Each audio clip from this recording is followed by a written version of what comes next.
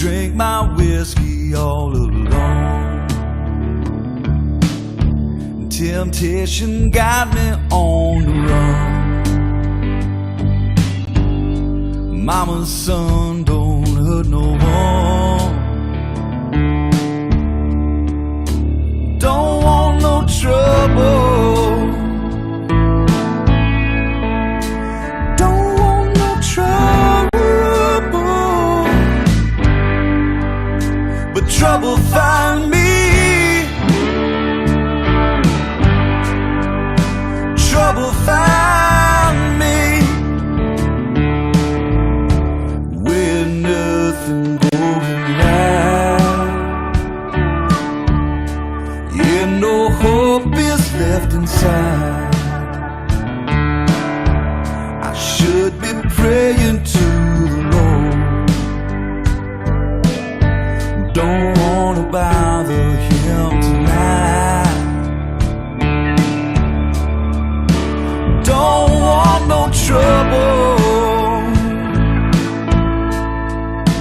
Don't want no trouble. But you know trouble find me. Trouble find me. Well, I wish I could move on. Redemption too far gone. Now I'm left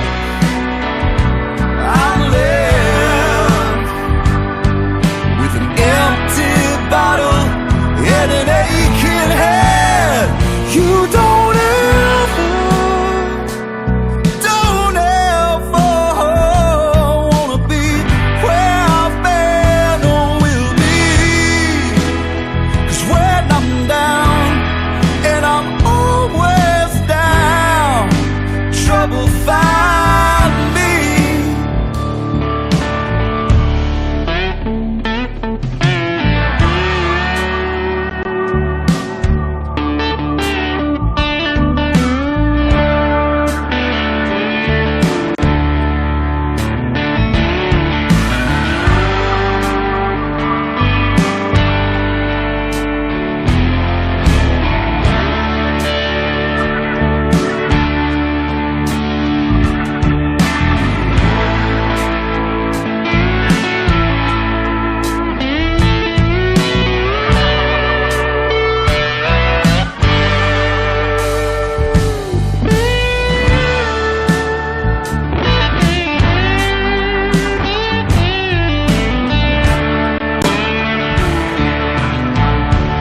I can't take it no more.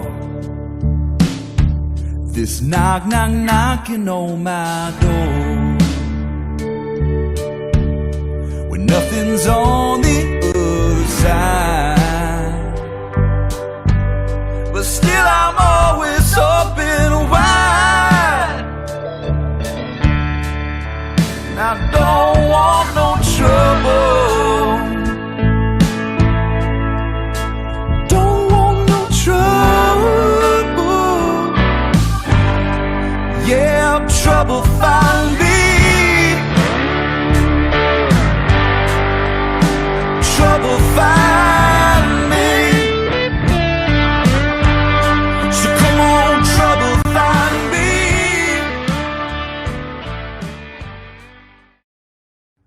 And we are live. Hello, everybody. Let me know that you can hear me out there. Welcome to another edition of 20 Question Tuesdays. My name's Jeff Plankenhorn, and yeah, this is about as professional as it gets. Today we've got a really incredible guest, Mr. Wiley Hubbard. Before that, just for those of you who are new, let me tell you what this is all about. Basically, when the pandemic started, I got up here on Vancouver Island, where my wife is from, and we were taking a little break, and I started getting online and just taking questions about music from people. And it was pretty fun, and it was really wonderful. All sorts of musicians and other people got on, and it was really, really, really, really cool. Austin Music TV came and they asked me if I would start putting this online and put it on cable. In Austin, it's Austin Music TV is cable channel 16, and on ATTUverse it's 99. When we did that, I realized that this restream thing that I've got, basically I could have guests. So I started out with Michael O'Connor, then I had Jamie Harris, then Scrappy Judd Newcomb. You can go back and you can check out the archives of all these great shows. I also want to mention before we start that I'm playing tonight at a different time on my live stream. It's 4 p.m. Pacific and 6 p.m. Central, and I'm doing a whole bunch of co-writes with everybody from David Grissom to Miles Zuniga Fastball to all sorts of great covers. So, without further ado, we're going to invite Ray on right now, and we got a whole bunch of questions already. Keep them in the chat, and these are going to be your questions that we're answering. And my friend, Mr. Ray Wylie Hubbard, how you doing, Ray? I'm doing pretty good. Doing good, Jeff. And sure I got you sounding okay here. Okay? Like you sound great. Oh, well, thank you. You sound pretty good yourself. Redo this. Last song you played This is going to be the least professional thing you do all day. Well, I don't know about that. But it might be fun. Have you got me? Yeah, I've got Okay. you. I don't know if we've got an echo out there. Is anybody hearing an echo? Because my ear pods aren't working. But as usual, Ray is louder than you. Well, I don't know what to say about that, guys. Well, It's just, let me turn this down here. I don't know. Oh, I wouldn't worry about that. I think they want to hear what you got to say. Sound is good, they say. Okay, good. All right, everybody says sounds good all over the place. Ray, what are you up to? Where are you at? Well, we're in Santa Fe right now. We're getting ready to head back to Texas. Friday, I suppose. So we're up here. We're just we played in Red River, New Mexico last Saturday night. Up there at my friend old Steve at the Mother Lode has a place up there called Bitter Creek, and it has a beautiful lake, and they did a very social distance setting. And so we went up there. Lucas came up, and we had got Paul Piercy. Oh man! Yeah, he's living in Santa Fe. So I called up Paul. I said, "You gonna play drums on this?" And he said, "Yeah, as long as we don't have to rehearse." That sounds right. Yeah, so we just went up there, and we didn't start any song. I don't start songs with a count, as you know. I don't go 1, 2, 3, 4. Everybody comes in. I just kind of start. We fall in, and at the end of the song, we just kind of quit. Fall apart. Yeah, but it was so good to see Paul. And then my old friend Rick Fowler showed up. He and I were right out of high school. We got a '64 Ford Fairlane 500, and the two of us drove up to Colorado, right? And we'd pull up to like Breckenridge, and we'd find a cafe or a restaurant, and Rick would strap on a banjo, and I'd strap on a guitar, and we'd walk into these restaurants playing Funky Mountain Breakdown, Everybody would just like kind of freak out, saying the owner would come running back, we'd stop, and all of a sudden Rick would go, "Hey, everybody, we're the Self-Righteous Brothers." And we was wondering if we could just play a couple of songs for you patrons for maybe a hamburger and a place to stay tonight. And so we did that for a summer, then ended up in Red River. But it was good to see them and all my old friends up there. Well, Paul was on the very first gig that we played at the truck show in Dallas when I hadn't even moved down to Texas yet. You and me and Michael O'Connor went up in the van up to Dallas, up to the evil empire, so to speak, and we played a truck show. And first of all, you said, "Do either of you guys know White Freightliner?" And Michael knew it, so that was good. And then the Dallas Cowboy cheerleaders came down the escalators as we were playing, and Paul Piercy looked at me and he said, "Welcome to Texas." And Yeah. and I had plenty of good time playing with him too, man. So thanks for that. Well, what we do here, Ray, I told you a little bit about it, but really what I love about this is it's everybody's questions, and I can't believe, like, musicians, non-musicians, all sorts of people come on here. I don't know what you would call Chris Buhalis, but he's here. So I don't know if he's a musician or a non-musician, but he's here. There's a whole bunch of great people over He's a great cat. in the chat that I'm happy that are here. Chris, I don't know if I'm going to let him. He doesn't get your question. So we're going to start with a question that's going to be a little bit weird. No softballs for you, Ray.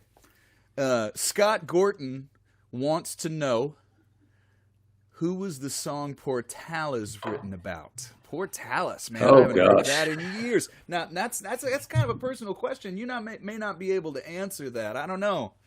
I don't know if it's about a person or if it's about a thing. And some of you may not know the song Portales. That's an oldie.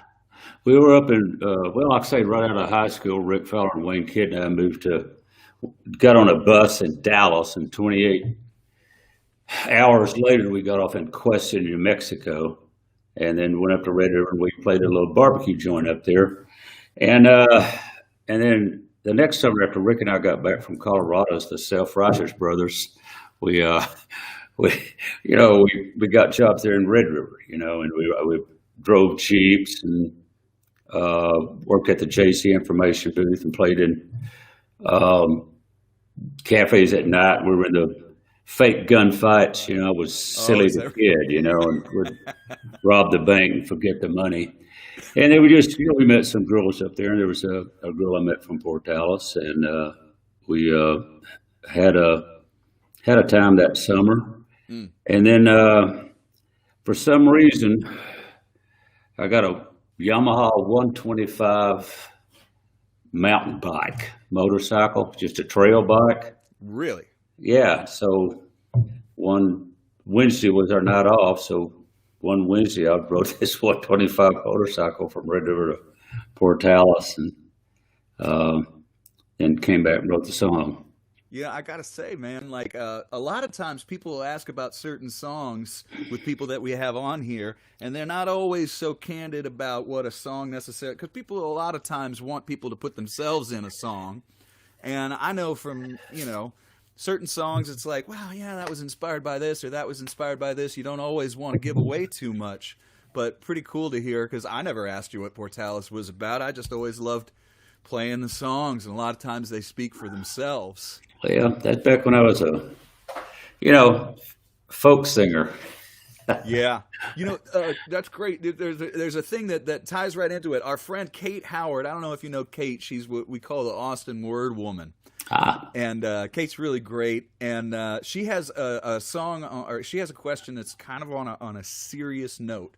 She says, please talk about the Folk Music Club. How did the organization work? Did Stan Alexander book gigs for them, give professional advice? Did they have meetings or jam sessions? And then she says, and I know the answer to a little bit of this, did Ray ever perform with other members like Steve Fromholtz? Would you want to talk a little bit about what she's talking about, if that's okay? The specific Folk Music Club. That's what it was, yeah. We opened a little coffee house in Red River, New Mexico, and which was kind of the stopping off point from the musicians from Texas, going up to Colorado, and all the Colorado musicians going down to Austin. And so that's when we first met Steve Fromholtz and Dan McCrimmon, who were in the band Fromholtz. And then, there weren't any rules as far as the Folk Music Club, that I can recall. But it really was more of a brotherhood, sisterhood type thing, and I say sisterhood because of, it was just some great, Carolyn Hester was playing the Kerrville Folk Festival, and Fromholtz and B.W. Stevenson and all these guys and everything. And it was just,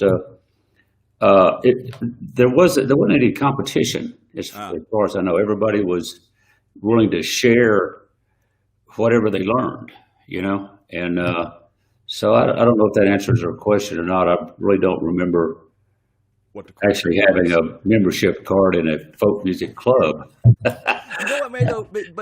I think that a lot of you cats kind of brought that spirit over into Austin, because the thing is, when I first came, when you first brought me down, and I visited and played, and when I first came down with Chris Buhalis, who we mentioned earlier, Yeah.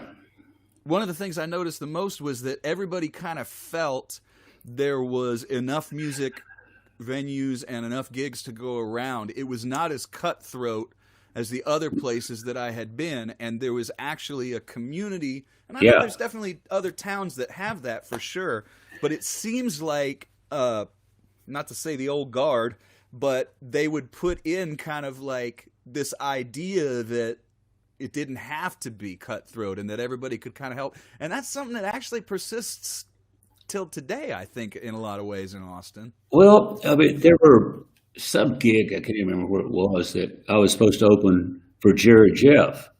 And we were driving, we had a flat. So, back in those days, we didn't have GPS and all that stuff. We would go out on tour with a roll of quarters and a road atlas, because you would look for the road atlas to get there. Then you'd find a payphone and call, where's the club? So we had a flat, so we somehow called the club and got in touch with them. And Jerry just, said, I don't care, I'll go first. There wasn't any ego about billing or anything like that. And I remember I had a birthday party. Well, I was playing a gig in Dallas, 57 Doors is my birthday, and the owner of the club flew up B.W. Stevenson and Fromholtz and Rusty Weir from Austin so they could surprise me with something on stage, and it turned into a funky night. But it really was a friendship. I mean,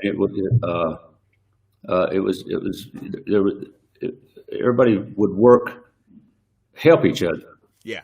And it still persists to this day. I mean, a couple years back when I was playing with you at your birthday show, I remember Jerry Jeff just tearing in to the backstage and coming up. Oh, it was such a great, I don't know if you want to tell the story, because please, if you don't mind, because it also kind of shows how that camaraderie kind of still stays to this day. Well, I didn't know he was going to be there, and he just showed up, and he came out on stage, and we just, started playing, and didn't you offer up what key? You said, hey, you want to play Roy Smet guitar or something like that, and he was so great. He was back then, whenever it was, 60 somewhere, late 60s. First time I saw Jerry Jeff was at a place called the Rubaiyat. And they had a little stage there. It was like a 2-car garage. They just served, iced tea and fruit punch and coffee, and seated maybe 40 people. And over in the corner, they had this statue about 4 foot tall of Pan, the little guy with the flute and the hooves. And so I'm just sitting there, and all of a sudden you hear this guitar strumming, down, and all of a sudden this guy walks through the crowd playing a harmonica and a guitar, and also he walks on stage and he stops. And I don't know if he practiced this or if he had, or just did it by chance, but he just stopped. He took his cowboy hat and he flipped it across the crowd, and it landed on this Pan, and he went, I'm singing about the drifting way of life. And it was just, whoa, it was just just magic. Yeah, it was just very cool. And there really was a great folk scene there with a great cat, Johnny Faniver, who I was in college. He came up and asked me, he said, we were going to Arlington State at the time. He came up on a Friday and said, hey, you want to go to Oklahoma City tomorrow and see Mass Lipscomb play? I'm opening for Mass Lipscomb. And I said, sure. And he said, you got a car? And I said, yeah. And he said, okay, we're going to leave about 10 in the morning. And I said, well, Oklahoma City's only 4 hours away. Why aren't we leaving at 10? He said, well, we got to go to Navasota, Texas, and pick up Mance and take him to the gig. And so we went up there, and like I say, there was just really was a community. Yeah, it was a wonderful time. Yeah, it's really community and camaraderie, and it doesn't have to be like, no, this is my stage. Yeah. I don't see a lot of that. And, this ties in pretty well, and I didn't mean to do this, Ray, but, it's just the excellent hosting that I do, where your co-starring album. Yeah. And that just came out. Now, there's young, there's older, there's all sorts of different people involved on this, and you have shared quite a bit of your music and your time with everybody from Larkin Poe to Ronnie Dunn, which ties into another question. Susan Darrow, our friend from KPFT, great radio station in Houston, public radio, of all the very cool people who co-star with Ray on his latest album, who is the first to jump on board? Ringo Starr. That was the one that really got it started. It just kind of happened. It's been over 2 years now. Yeah. She and I were out in Santa Fe, and we went to the Opera House here, saw Ringo and the All-Stars. And I've known Ringo for about 7, 8 years. He's always been really gracious and fun and everything. We were backstage. He said, "So what are you doing?" I said, "Well, I'm thinking about making another record." He said, "Well, if you need a drummer, let me know." So I went, and I thought he was just being gracious, trying to get rid of me like I would do with people, I've been there. Yeah, I'll do that. Yeah, go ahead. And anyhow, I had a rough gig, and this gig, and the sound was really squealy and feedback, and the promoter was kind of sketchy. There was a discrepancy in the head count. We're doing a percentage of the door. You mean this still happens sometimes to you on the road? Yeah, it was. Occasionally? Yeah, I can't remember where it was. Okay. Well, you don't have to say where it was. So I drove back home, got back about 4 a.m, and Judy goes, "How was the gig?" I go, "Man, it's a rough gig, man. The promoter was sketchy. The sound was awful." She goes, "Well, everybody turns a bad trick every now and then." Yeah. And I went, "Yeah, I guess so." So we wrote the song. First song we've written in being married 30 years. And so I made a little track over at the Zone, just me and a guitar, vocal and guitar. And I sent it to a fellow named Brent Carpenter, who does all Ringo's videos. And I said, "Hey, what do you think about this?" So then about 2 years ago, I get this text, said, "Be in LA next Wednesday at 2:00, and I'll play drums on that track." So I flew out there and went to Ringo's house, and we walked up here, his little studio, and he had the track done. He said, "What do you think of this track?" And he played it for me, and it was great. And I go, "Man, that's great." He goes, "Oh, well, thank you very much." I said, "Oh, man, I was just hoping to see you play it." He goes, "Okay, I'll do it again." So we went in there and played the track again, and that's when Brent filmed it. So they said, "Who you going to get to play bass?" And I said, "I don't know." He said, "How about Don Was?" I went, "Well, I don't know him. I met him once." He said, "I'll ask him." He said, "Who's going to play guitar?" I went, "I don't know." He said, "How about my brother-in-law?" I went, "Okay, Joe Walsh." And so because of Ringo, he got Joe and Don Was. And then you knew Joe already, too. You knew Joe already. Yeah, I knew him, but I wasn't going to ask him. Yeah, it wasn't like, I can just call him up at that point. But I did call up Chris Robinson, and I said, "Hey, man, you want to sing on this?" And he was at some rock club in Dusseldorf or something, and we sent him the track. He backstage sang on it. So that's how it kind of started. And then I'd opened for Cadillac 3 and a couple of shows, and I wrote Fast Left Hand. So I called them up and said, "Hey, man, you want to track this?" They said, "Sure." And then I met Aaron Lee Tadgen and Tyler Bryant, and just said, "Hey, babe, I got these songs. You want to do it?" So it just kind of fell into place. It wasn't something I really planned, like, "Hey, I'm going to do a record with all these young and great famous musician type things."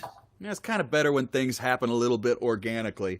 Now, I do say that most of the time when I do this show, I'm pretty much taking questions from the people who are online, who are watching.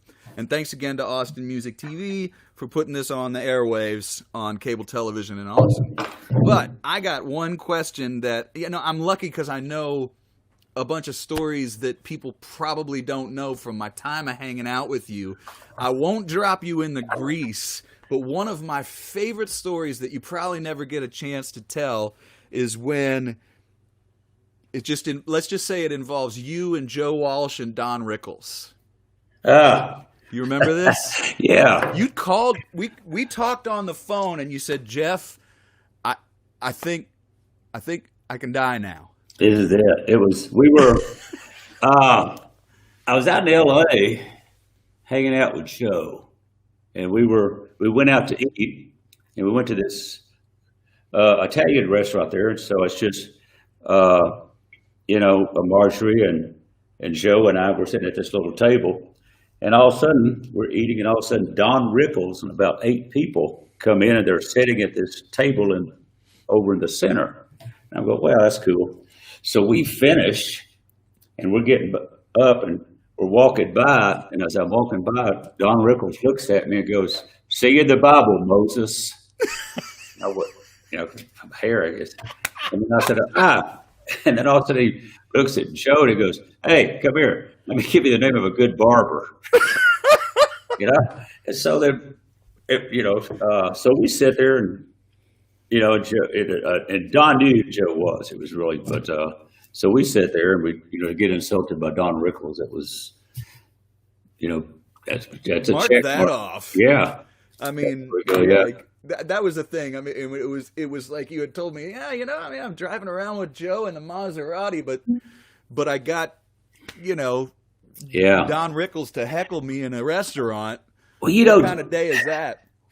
Sometimes I really think of myself as kind of this Forrest Gump guy, like the movie, that I'm just kind of this guy, and all of a sudden, hey, I'm standing next to a Beatle and I know it, Yeah. just how very Forrest Gumpish that is. Well, that's something that definitely learning, your modesty about it, man, is cool, because it's like you don't push things to happen. You just kind of go with the way of it. Well, Yeah, like I say, works for you. it really does. I feel very good about where I am. Yeah, man, absolutely. Can I tell a story about you? Uh-oh. Oh, sure. Of course. Nobody's ever asked that on my show before. So Anyhow, I had this gig at Green Hall, and I had Rick Richards on drums, George Reeve on bass, Garth Morlix on guitar, just a hell of a band. So I asked Jeff, I said, "You come down and play?" So he said, "Sure." So we go down to Green Hall, we play it, it's a smoking crowd, the band's just, it's an incredible band and everything. So we finish and we're packing up, and all of a sudden I go over to Rick and I hand him his check, and I go to Garth and hand him his check, and I go to George and hand him his check. Then I look at Jeff and I go, "Hey, Jeff, thanks for sitting in," and walk off. It's still funny, isn't it? And, it's still funny because I am you were so naive or something. so known for being gullible and just believing just about anything anybody says, I mean, and My- George and Rick and Garth just were steadfast, like that's the way it was. Oh yeah, everybody but me was in on it as usual. But and I was just like, what? I know that face was worth it. Yeah, it was worth it for sure. They do product placement here. Here we go. Oh yeah, no reason not to do that. That's something I cannot get on Vancouver Island. What a shame! What a shame. But we got some other good stuff here. We got a lot of stuff. Salmon and blackberries, man. You can live on it. Remember when you guys were up here? That picture that I have that Judy took of us was on Salt Spring Island, which is not too far, and I know Judy really liked it up here too. It's beautiful. Good people. Beautiful. I miss Austin, and I miss being there. I'll be back when the border reopens. We'll go back and forth like we used to. But let's get back into some questions. Oh, so I have a friend who's a professor in Ohio, and he's got a couple of questions for you. I thought these are pretty cool. These are good questions. He says, "I heard you say you learned to fingerpick relatively late. In what ways did developing that skill influence your overall approach to music?" Did I get graded on this? Is it a professor? No. He's a music lover. Yeah, real. Everybody probably. I got clean and sober when I was 41 years old. And then so at 42, I said this. I played a really rough gig. I came home. I got really quiet, and I just said, I really want to be like a real songwriter, to write songs, not to see what I get, but to see what I can contribute. I wasn't going to write songs to try to get a publishing deal. I wasn't going to write songs to try to get somebody to cut them. I just wanted to write songs that maybe I could write that people would hear them and smile or dance or think. So at 42, I knew I needed to be a better guitar player, so I called up a guy named Sam Swing. I said, "You teach me how to finger pick." So he taught me how to finger pick. Now here's what's, and I think the first song I wrote after that was "Without Love" or "The Messenger." I can't remember, but after I learned the finger pick, then I learned open tunings, then I learned slide, and then I got a mandolin. And even though I was 42, 43, by learning new things, that gives the song a door to come through that wasn't there before. If I hadn't learned open D, I wouldn't have got Train Yard Blues or Ask God or any of those songs. Or if I hadn't got a mandolin, I wouldn't have got Without Love or White Rose House of the White Rose Bouquet. So by learning new things, so I would still try to do that today, learning different tunings. And so Judy says that's fine as long as I don't try to learn to play banjo. Oh, that's fair. Yeah, that's fair for sure. There's only so much our partners can take when they're not musicians. Yeah, I gotta drop my banjo friends into grease. Oh, you got to. Yeah, it was 42 when I started getting into it, and that opened up a large palette to pick from to write songs. And 20 years ago when I came, the one of the jokes that you would tell was that because we would talk about that regarding songwriting, and you were always very, very cool about dropping little bits of knowledge where you could. And you had kind of joked that, I got a mandolin and now all of a sudden I'm writing sea chanties. Yeah. And that was the joke. But the thing was, you're sitting there and you're playing your mandolin and you're kind of playing a Crimson Dragon Tattoo or something, Yeah. And I'm sitting there and I'm going, well, I get the idea that picking up a different instrument may give you, like you say, a door into playing, the song may come out differently. What you write on. What you write with might make a big difference, and I think that's really what he was asking, and that's a really, really great. It's a great answer.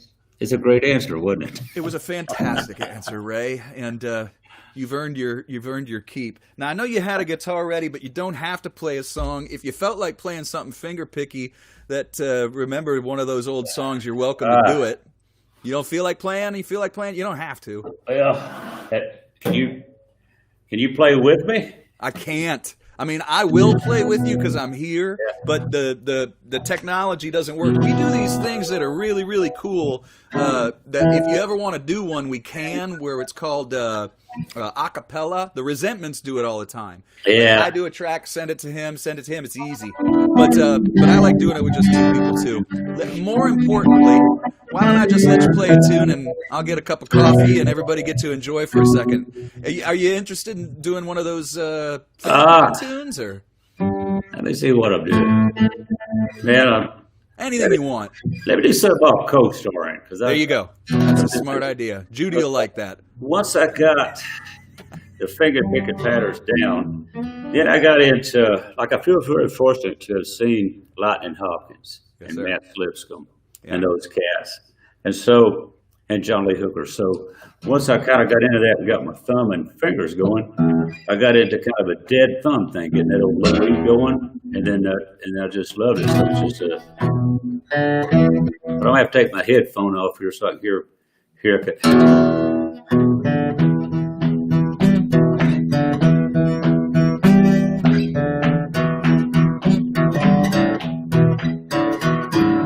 Grandma told my mama, this boy gonna be the one, gonna have fast left hand, same as the seventh son.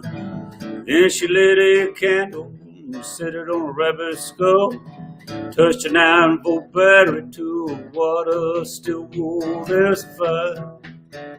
There's a fire. There's a fire burning all the time.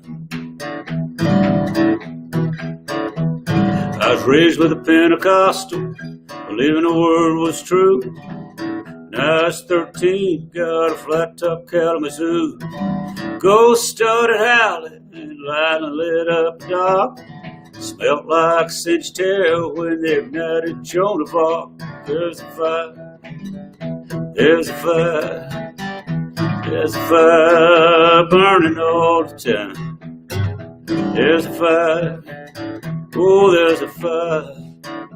There's a fire burning all the time.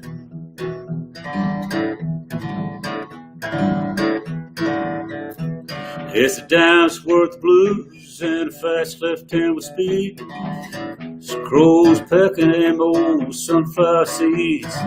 There's a storm a-coming, I don't need a lightning rod. I won't be pushed around by the mediocre guys. I always bless my food, even if it's just ready to sweep. I don't always see the light, but I sure enough feel the heat. There's a fire.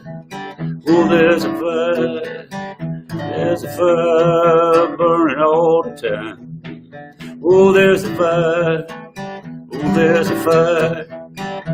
There's a fire burning all the time.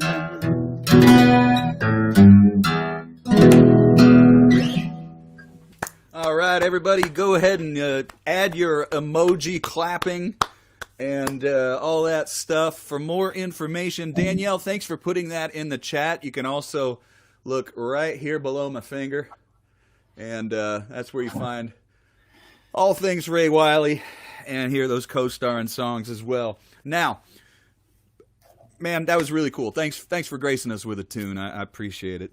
I mean, it's what we do, right? Yes, sir.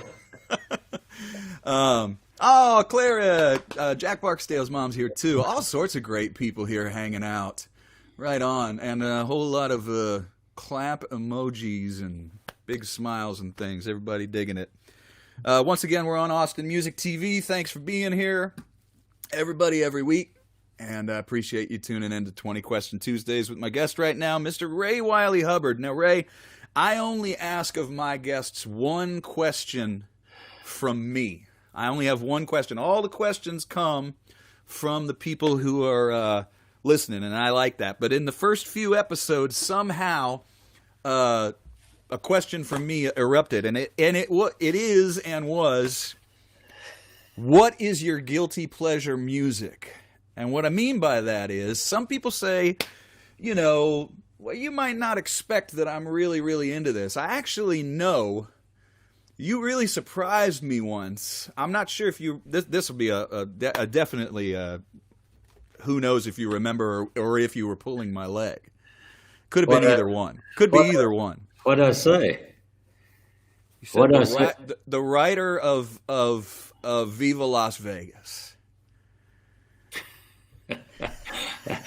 I guess I lied. So I had said that I was like, man, you know, Towns is it for me. And like I hadn't moved to Texas, and I was like, every time I put up a song, you know, it's like, well, you know, if it's Towns, and you said, you know, man, for me, it's the writer for Viva Las Vegas. And you just walked out with a straight face, and I was like, yeah. Well, that's a great song. You know what? I don't know. Do you have a guilty pleasure? Do you have something you listen to that people might not expect? I really like the music from spaghetti westerns. Oh, well, there you go. I just really, all that stuff, the old Eastwood things, are just that music, just something about it's so perfect, you know, for that. So I enjoy listening to that every now and then. Now, there was a Western that, you know, for years I had been wondering, why has no one ever put Dust to the Chase in a movie? But that great, I mean, it's kind of an out west thing. Yeah. That they used your song in, and Hell and High Water. Hell and High Water. That was Hell the one. or High Water. Yeah, Hell or High Hell or Water. High Yeah. Water. Really, really good. Michael X-Ray Corbin says, Ray, are those your real nails or fake? These are press-ons that I do myself. I haven't gone to my nail girl since February. You know, I used to go see Annie down there in New Braunfels. She does acrylic. Because once I started finger picking, I brought in that third finger. I couldn't get the finger picks with just they couldn't snag. do it. So anyhow, I started having acrylics done, but I haven't done those. So these are just like Kiss press-on with Gorilla Super Glue. And I probably should try to get rid of them, but I break them. And potential question, these are press-on. They look, Yeah. You know, look fairly good, but my big brother was a classical guitarist, is a classical guitarist, and in college he told me that a lot of great classical guitarists would do the same thing. They would super glue nails when they would have a problem before a show. yeah. And one good secret was that they would actually cut the inside of a ping pong ball and super glue that on.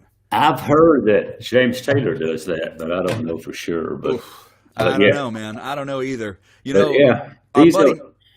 Sorry. No, go ahead. I'm sorry. Oh no, that is part of. I usually apologize in advance. Something about this medium makes me interrupt my guests, so I apologize.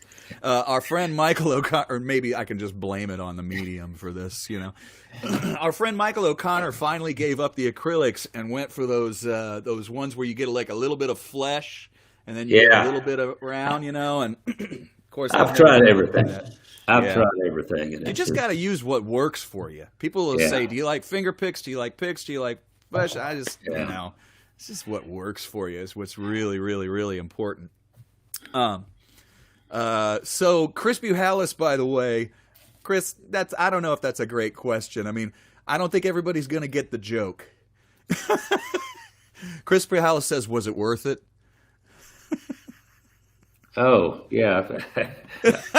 I don't remember it. Was it worth it? I can't remember what the. Nah, let's leave it. Let's leave it right there. Here's the thing: we played up at the Levitt Pavilion about a month ago. It was really good, really social distance. They had a guy there taking temperature. All That's the the key stage right crew now, right. with masks and gloves. They wiped everything down. We felt real safe doing it. And the music was good. It's the first time we had played with Lucas and Kyle like since February, you know? And so we got up there, and the music worked. Everybody it was great. But the thing was, I forgot the bits between songs. Oh, no kidding. Yeah. No, that's not possible. Yeah, so After all this time, you forgot the bits? So I got up there to get to Tell the Devil, and I went, So I looked at Kyle, and I go, What's the bit? What's the intro? He goes, I don't know. I'm there listening to what you say between songs. And so I just went, here's our 8th song. And, you know, and then we're driving back home and about Waco, I went, God grades on a curve. You know, just forgot it. I remember playing a show. Oh, go ahead. No, I'm trying to remember. Was it worth it, son? Was it worth it? I can't remember. That was something you used to do. Sort of. What was that? It would come towards the end of the show, and I think it'd be in rock and roll. Oh yeah. And there'd be a vamp. Yeah.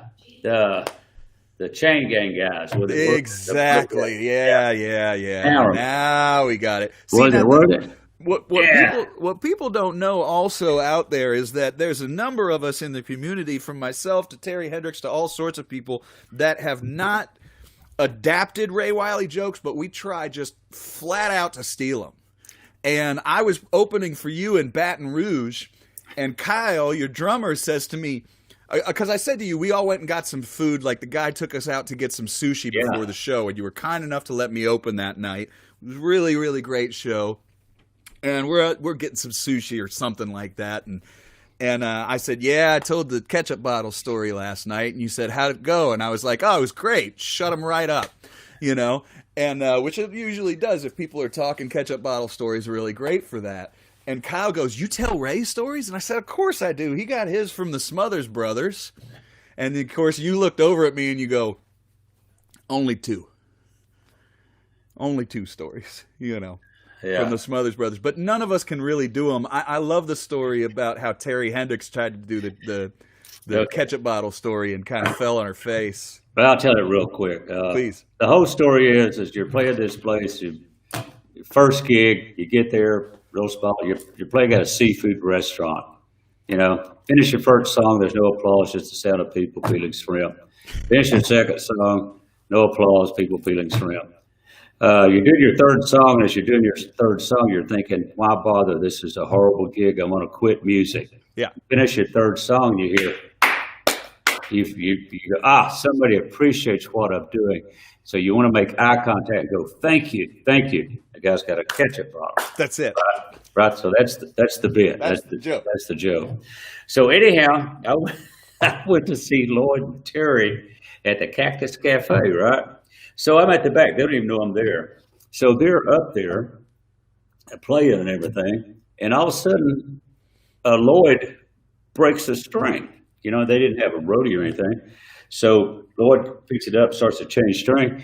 And Terry's just kind of standing there. So Lloyd goes, tell the ketchup bottle story. Tell the ketchup bottle story. So I'm back there. So Terry Hendricks starts telling this story. And Terry is the sweetest person in the world. But she gets up there and she says, and so I played my first song and there's no applause.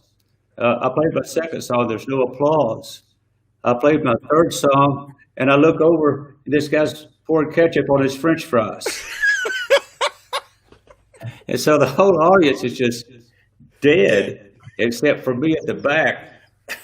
I'm in stitches. And poor Lloyd is just going, but that's again, that's the kind of the beauty of the community and something that I love and that I think will go on even as this technology kind of keeps us all together in this crazy time.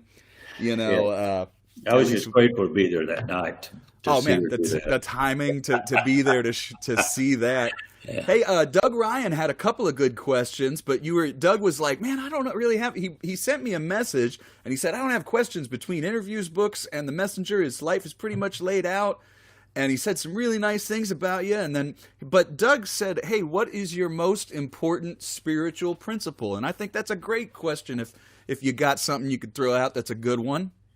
Well, I prefer the term spiritual awakening to religious conversion, if that makes sense. And, certain spiritual principles I try to abide by as being honest, not holding resentment, showing courage, and those are the three basic ones.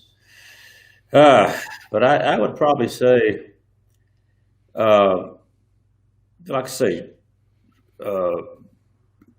showing courage, being fearless in certain situations, and so that's in writing, in my writing songs, be fearless, just write and does that go back a little bit? Does that go back a little bit to your fascination with Rilke? Yeah, I suppose so. A little bit. Rilke's way over my head. His poetry, just I read it and I go, I have no idea what he's talking about. But someone who gave me when I was 41, 42, after I got clean, gave me Letters to a Young Poet by Rilke. And there was a line in there, I'll paraphrase it, about our fears are like dragons guarding our most precious treasure. We overcome this fear, and there are these treasures on the other side. I overcame this fear of embarrassment, of being 42 years old, taking lessons, because I'd been Ray Wylie for a long period of time. So overcame that fear of embarrassment, and learned to finger pick. There were these treasures on the other side of it. So overcoming fear is, I think, really important for anyone in a artist creative endeavor. I agree. Yeah. Yeah, you definitely. All my years of hanging out with you, man, have definitely showed me that. You at one time said to me, I was kind of humbled by some people playing some songs on like KMBT or something, and I was like, I don't know, Ray, who wants to hear me? and I'm just a side guy, you know. And what you said to me, which you may or may not remember, was, "Where's your proof?" Yeah. And you said, "Where's your proof?" And I said, "What do you mean?" And you said, "Well, some people coming to your shows." And I said, "Few." You said, "They're playing you on the radio, right?" And I said, "Yeah." And you said, "There's your proof." You know, and I kind of shut up and I went at it from there. You know, it was really, really helpful. It meant a lot to me. A lot of times, fear and doubt are the things that limit us. If we can remove our fear and doubt, it's unlimited what we can do. And doubt is like sometimes when I, like say 41, 42, when I started finger picking, I'd write a song and all of a sudden you'd have this like, well, this isn't any good. Wait a minute. Where's my proof? There is no proof. Right. Listen to what's on the radio. You know what I mean? Yeah. Or, mainstream thing. So I had to kind of learn to say, where's my proof? There is no proof that this isn't going to work. Right. And so that was very important for any creative person to remove your fear and doubt. I love another person mentioned in the chat your particular line that you like to say at shows a lot towards the end about gratitude.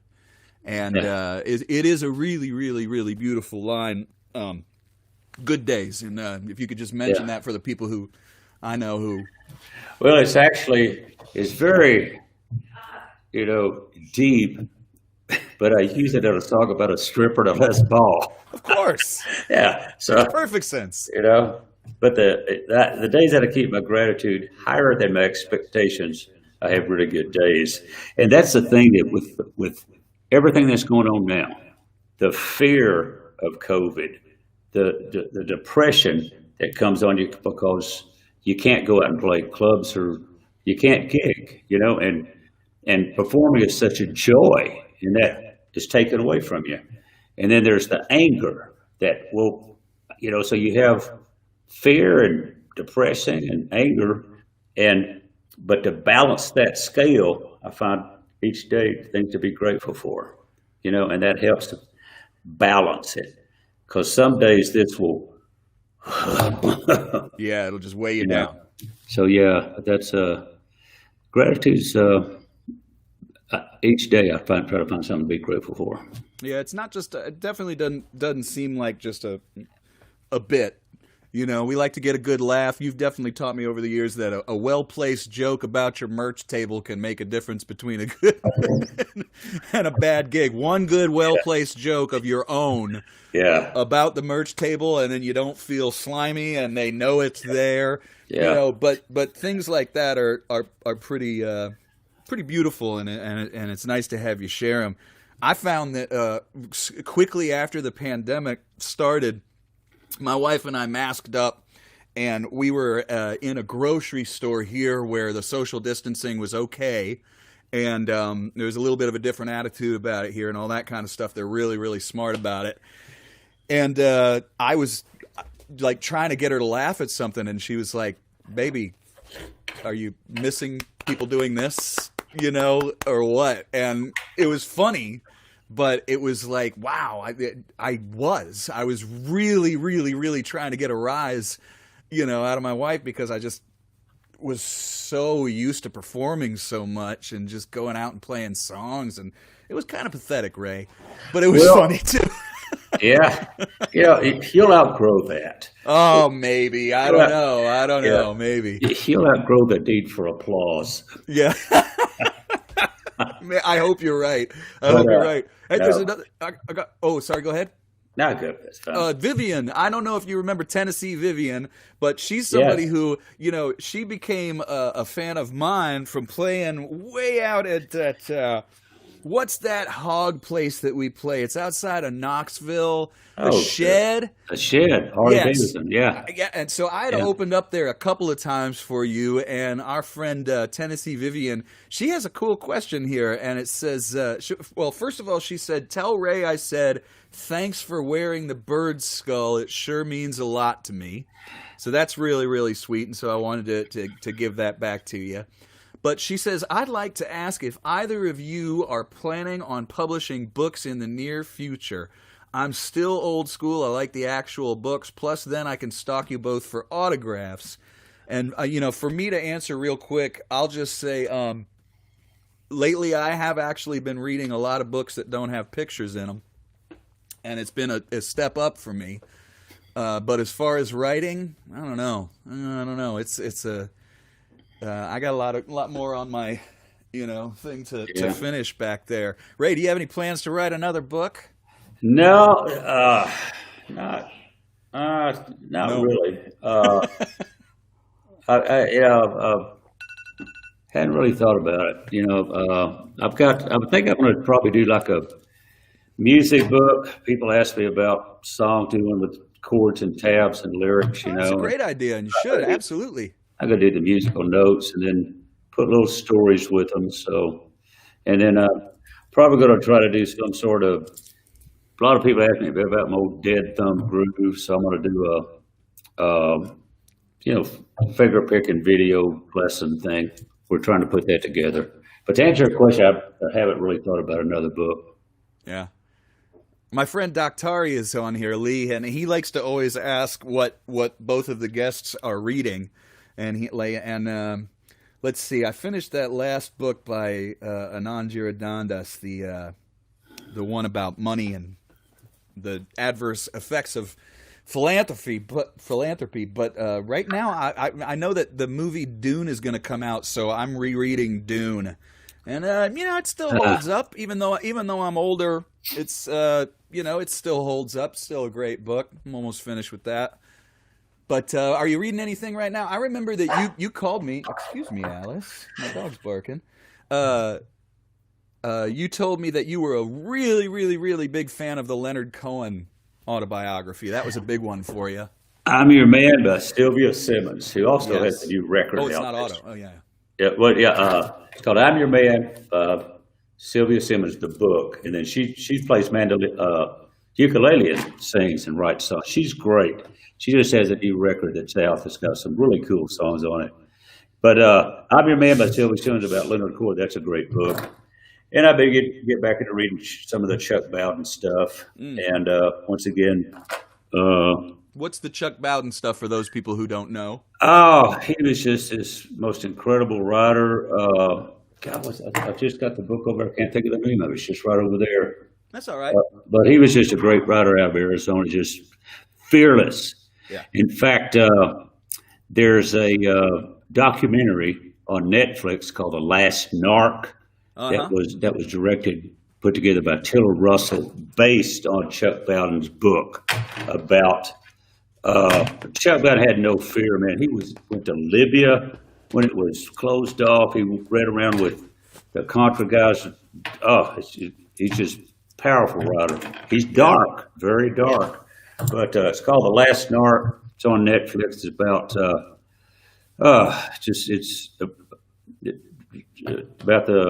it's just weird, great. But Chuck Bowden was just a great writer.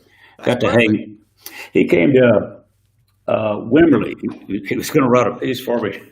He's writing an article on me for GQ, as a matter of fact. And so he came down, hung out for about 3-4 weeks, and called me up and said he said something pissed off the editor at GQ, so they're not going to do the story.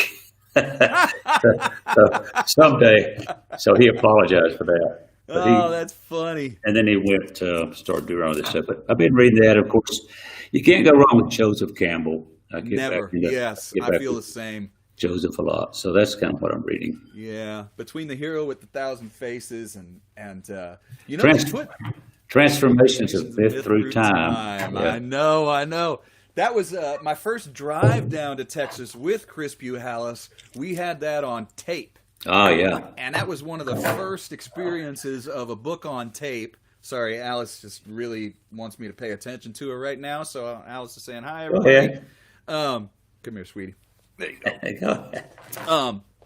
But yeah. It was the first thing. Oh, the sound of Cabbage Alley means that we're getting close to the end. Whenever you hear Cabbage Alley, that means we're getting close to the end of the interview. There weren't quite 20 questions. We just kind of. Oh no, I don't know if there's ever 20. It's just a good title. But there's a couple other ones. I like this question real quick, and if we go off air, because it like 11:58 and 30 seconds it goes off. If anybody, I want to thank Austin Music TV as usual. We'll continue this online for just a couple of minutes, just when it goes off, so we could say goodbye to everybody. Thank you to Austin Music TV and Sheila Steele and everybody there for having us. We'll continue with Ray here for just a couple more minutes, see if we can get another one in. Chad Costner, I like your question here. What's your favorite place to write? I could write anywhere. I feel very fortunate about that. In Wimberley, I have a little loft that I could write there. But you can write.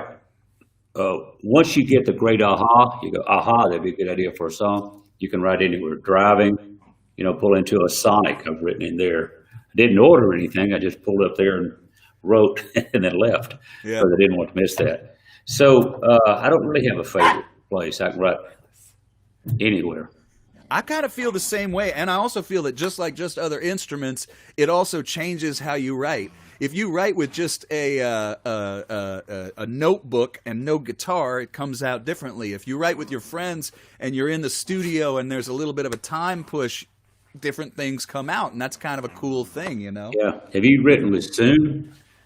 With what? With Zoom? I have. I've written a ton with Zoom. I call up friends and we get on and we play together and we shoot stuff back and forth. And I find it really, really great. One of the first things I wrote with David Grissom, the guitar player, was we would set up a Google Doc and we'd both be kind of writing on it at once, in real time. And what a super, super, super hip thing. Just to be able to do that. One last question, if we can squeeze it in. I don't know if this is a good question or not, but I like it. Hey, Alice, come here, honey. I know you want to play. What would be your ultimate guitar pull group, i.e. Bluebird Cafe style? You'd probably pull up. Yeah, I think we should say Dead or Alive in case you want to put people like Mance Lipscomb in there. Somebody you'd love to do it, like two people you'd love to do a song pull with. Well, I've done some really cool ones. Oh gosh, man, I can't limit it to just that. It's a tough one. Yeah, because I just can't. Anybody come to mind that you haven't done one with that might be fun? Like, man, you really like so-and-so. It's like, man, I really like so-and-so's music. It'd be great to sit across from them. Yeah, I don't know. I can't think of anybody. You've been fortunate enough to. Yeah, I've done Lucinda, Steve Earle, and all those cats, Mary Gaucher, you, Gerf, McMurtry, Hayes, Rodney.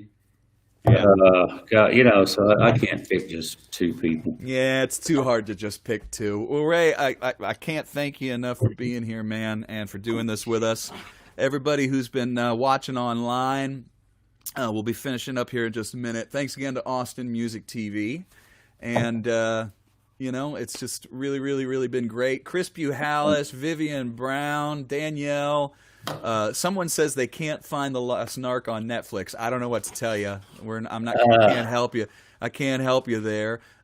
Susan was nice enough to put your book, it's A Life Well Lived, in the chat. That's another thing that I really love is everybody here is really great with the chat. I love everybody talking to each other, and it means a lot to me. Give my best to Judy and to Lucas. Okay. And we're almost offline. Thank you again. Let's make sure.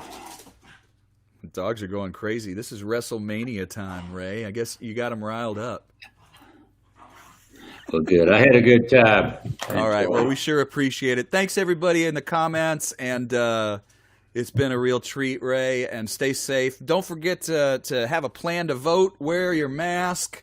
And just can't thank you enough.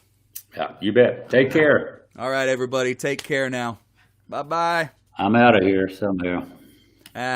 You just turn the little off thing, and that's it. Thanks, Team Leave. Twitch. Thanks, Kate Howard. Thanks, everybody online.